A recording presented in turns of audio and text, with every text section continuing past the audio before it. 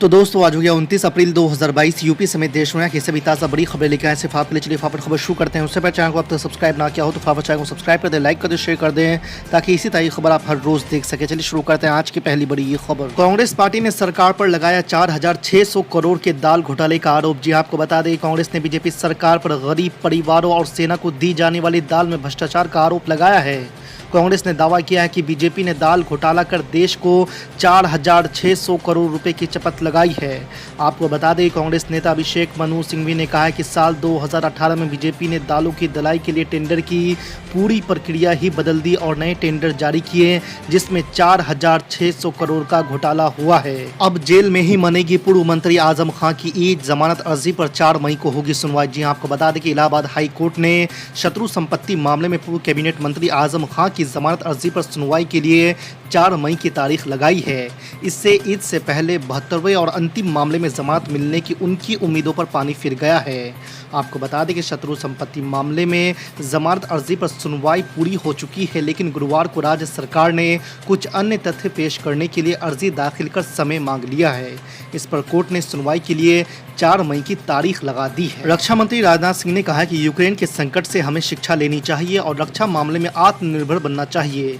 उन्होंने कहा है कि रूस और यूक्रेन के बीच चल रहे युद्ध ने ये बात स्पष्ट कर दी है कि दूसरे पर निर्भर रहने से संकट टाला नहीं जा सकता।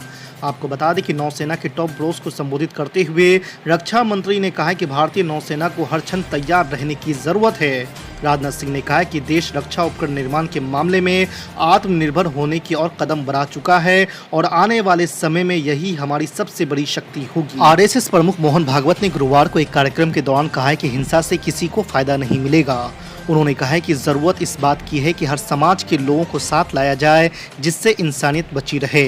आपको बता दें कि मोहन भागवत का यह बयान ऐसे समय पर आया है जब रामनवमी और हनुमान जयंती पर लगभग देश के आधा दर्जन राज्यों में सांप्रदायिक हिंसा की घटनाएं हुई है, जिनमें बीजेपी शासित मध्य प्रदेश और गुजरात भी शामिल है। गैर बीजेपी शासित राज्यों पर पेट्रोल डीजल की बढ़ती कीमतों का ठिकरा फोड़ने को लेकर पश्चिम बंगाल की मुख्यमंत्री ममता बनर्जी ने केंद्र सरकार पर पलटवार किया है। मुख्यमंत्री ममता बनर्जी ने कहा कि केंद्र की नरेंद्र मोदी सरकार कभी असल मुद्दों पर बात नहीं करती। तेल और घरेलू गैस की कीमतें तत्काल कम करने की मांग करते हुए मुख्यमंत्री ममता बनर्जी ने कहा कि केंद्र सरकार खुद जिम्मेदारी लेने के बजाय राज्यों पर इल्जाम डाल रही है। सीएम ममता बनर्जी ने कहा है कि मैं चाहती हूं कि घरेलू गैस और एलपीजी के दाम तुरंत कम हो। राजधानी दिल्ली में कोरोना के नए मामलों में वृद्धि जारी है और लगातार 7वें दिन 1000 से अधिक मरीज सामने आए हैं। गुरुवार को दिल्ली में कोरोना वायरस संक्रमण के 1367 नए मामले सामने आए, जबकि 2 मरीज की मौत हो गई। आपको बता दें कि इस अवधि में संक्रमण दर 4.62% दर्ज की गई है। उत्तर प्रदेश में धर्मस्थलों से 72 घंटे के भीतर 11000 से अधिक लाउड स्पीकर उतारे जा चुके हैं, तो इससे कई अधिक की आवाज को धीमा कर दिया गया है। यूपी सरकार के इस कदम की लाउड स्पीकर विवाद को जन्म देने वाले महाराष्ट्र नवनिर्माण सेना के प्रमुख राज ठाकरे ने भी तारीफ की है। इस बीच समाजवादी पार्टी के अध्यक्ष और नेता प्रतिपक्ष अखिलेश यादव ने तंज कसते हुए कहा है कि सरकार ने धर्म स्थलों से उतारे गए लाउड स्पीकर की संख्या तो बता दी, लेकिन ये कब बताएगी कितने बेरोजगार को रोजगार दिया। आज अल्हम्दुलिल्लाह मजलिस इत्तेहादुल मुस्लिमीन का परचम न सिर्फ सरजमीन दखन पर बल्कि महाराष्ट्र की सरजमीन में, कर्नाटका की सरजमीन पर, उत्तर प्रदेश में, बिहार में, झारखंड में मजलिस अपना परचम लहरा चुकी है। मजलिस अपने सियासी वजूद का एहसास दिला चुकी है। हाँ, असेंबली के इलेक्शन में हमको कामयाबी नहीं मिली, इसकी मुझे कोई फिक्र नहीं है।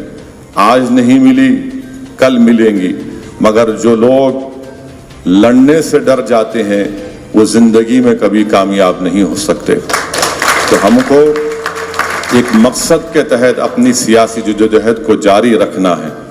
हमारा एक मकसद है, हमारे एक सोच है और उसके तहत हम काम करते आए और काम करते रहेंगे। इलेक्शन नहीं लड़ेंगे तो फिर अपनी आवाज कैसे पहुंचाएंगे? मजलूमों की फरियाद कौन सुनेगा? और जमहूरियत की तल्ख हकीकत यह है कि जिस किसी के नुमाइंदे होंगे उन्हीं की आवाज को सुना जाएगा। मैं बार बार इस बात को दोहरा रहा हूं, किसी हद तक मजलिस के पैगाम को कबूल किया गया, किसी हद तक लोग समझ नहीं पाए।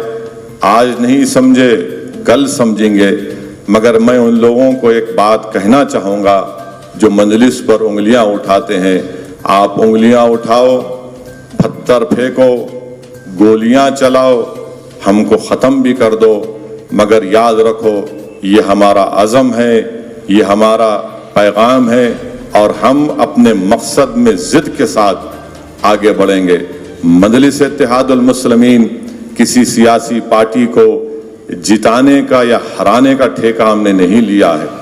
हम अपनी पार्टी को कामयाब करना चाहते हैं और हम ये समझते हैं कि मजलिस की कामयाबी से मज़लूमों की, अक़लियतों की एक आवाज़ और उन पहुँचेगी, उनकी हिम्मत और हौसले बुलंद होंगे और किसी हद तक उनसे इंसाफ भी किया जाएगा। तो ये हमारी कोशिश है और हम इस कोशिश में मेरी आपसे गुजारिश है कि आप दुआ करते रहिए और मजलिस को मजबूत करते रहिए और इंशाअल्लाह ताला हो सकता है कि असम्बली के इंतखाबात आइंदा साल, उसका मुकर्रर वक्त दिसंबर है। अब नहीं मालूम कि यहाँ की रियासती हुकूमत कब कराना चाहती है। किसी एक मीडिया के जिम्मेदार ने मुझसे पूछा कि इलेक्शन की तैयारी कैसे चल रही है, तो मैंने कहा कि मजलिस के सदर मुतमदीन हमेशा एवर रेडी होते हैं। अगर 1 महीने में आप कराएंगे तो हम करने को तैयार हैं। हम वो सियासी पार्टी नहीं है जो इलेक्शन की तैयारी के लिए तैयारी करते हैं। हम हमेशा तैयार रहते हैं। हमारे अराकीन बल्दिया, अराकीन असम्बली, सदर मुतमदीन, मुहिबान मजलिस हमेशा अवाम के दरमियान में रहते हैं और हमको अपने इस काम को और तेज़ी से करने की ज़रूरत है। और इंशाअल्लाह ताला असम्बली के इंतखाबात आएंगे। बहुत से लोग बहुत सी बातें कर रहे हैं, बाज़ लोग कम अक़ल हैं तो अपने अक़ल के लिहाज से अपने अपने तज्ज़ियों को पेश करते हैं, मगर मुझे अल्लाह की ज़ात पर हमेशा भरोसा रहा। मुझे अल्लाह की ज़ात पर मैंने हमेशा तवक्कल किया और इंशाअल्लाह ताला हम तमाम मिलकर इज्तिमाई तौर पर मेहनत करते आए, मेहनत करते रहेंगे और अल्लाह अपने हबीब मोहम्मद मुस्तफ़ा सल्लल्लाहु अलैहि वसल्लम के सदक़े तुफ़ैल में अल्लाह हमको कामयाब और कामरान करता है और इस बार भी कामयाब और कामरान करेगा। शहर के अमन को हमेशा मजबूत रखना है। अमन मजबूत रहेगा तो हर कोई तरक्की करेगा और सुकून और राहत की सांस लेगा। और अगर आज अल्हम्दुलिल्लाह बरसों से शहर में अमन है तो यकीनन इसमें इंतज़ामिया और पुलिस को जहाँ पर क्रेडिट मिलता है वहीं पर मजलिस इत्तेहादुल मुस्लिमीन के अराकीन को भी क्रेडिट मिलना चाहिए कि उन्होंने अपनी हिकमत अमली से, अपनी दूरअंदेशी से और अपने सबर के साथ इस शहर के अमन को मजबूत रखा और हमको अपने इस शहर के अमन